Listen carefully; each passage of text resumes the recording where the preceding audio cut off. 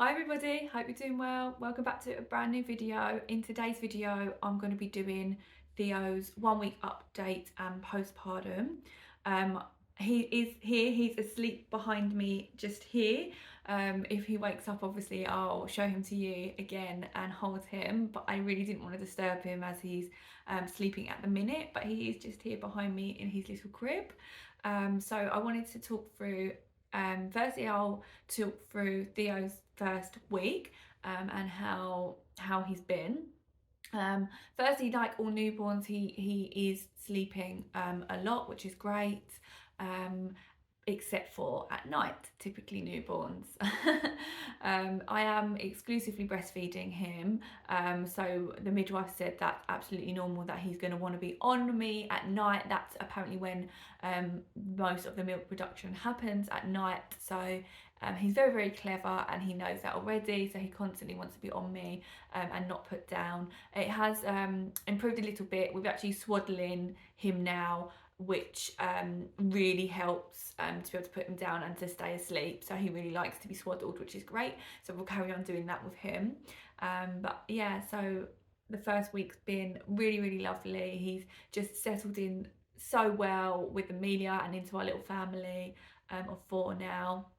Amelia absolutely adores him and loves giving him kisses and cuddles, and she's really helps us out so much with getting nappies, getting his blankets, and she just wants to be his little helper, which is so cute to see and really lovely. And his name that we chose, Theo, so he is Theodore on his birth certificate, but we decided to shorten it and always have it as Theo.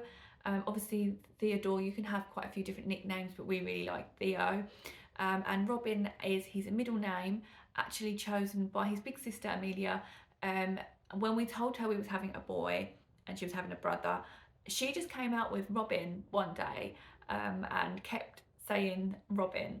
And actually I really love the name Robin, but we didn't want it as a first name, so we decided actually to have Robin as his middle name, which we thought was really cute, because then she chose it, and we thought that was really lovely way of getting his middle name. So his name is Theo Robin. Also this week, obviously we've had some midwives come and visit us on day 2 and day 5 and day 7. So we actually had an extra visit on day 7 because the first time they weighed him, which was on day 5, he'd actually lost 8%, which is within the normal range, they say, of up to 10%.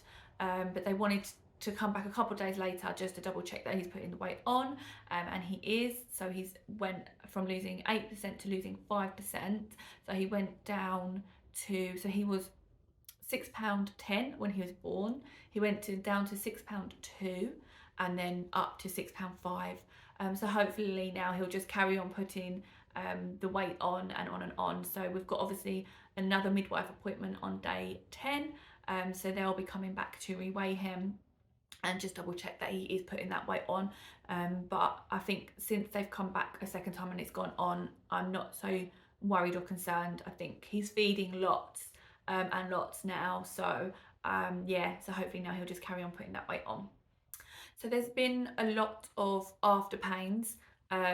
Obviously it's where my uterus is shrinking and going back, and I guess all my organs are moving back down, but there's a lot of that sort of pain. Like, I feel like a lot of people don't really talk about the sort of after pains that you get after you've given birth, so that kind of carries on.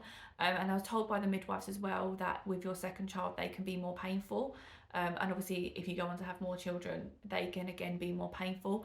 I don't really know the reason for this, as to why it gets more painful as it goes on, but yeah, they can be really quite painful to the point you need like paracetamol or some sort of painkillers for them, and especially if you are breastfeeding, that's kind of like when it happens the most for me, and it kind of has the most pain when I'm actually breastfeeding. That's for my uterus shrinking back. They've obviously, as the week's gone on, that pain has kind of got less and less, but it's still subtly there, but not as much as it was at the beginning of the week. As I said, I am breastfeeding and I am using a tracking app to track the feeds. I really prefer to use this as it really helps me keep on track of feeding, how long he's gone between feeds. Generally, I'd say they're sort of between 2 to sort of 3 hours at the moment, especially a little bit more at night maybe. But yeah, I find that really easy to sort of track between his feeds.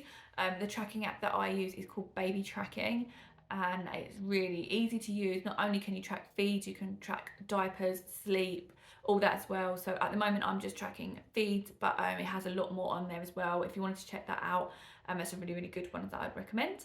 So on day 6, his umbilical cord actually fell off. The midwife says this is a little bit early, but still it does happen.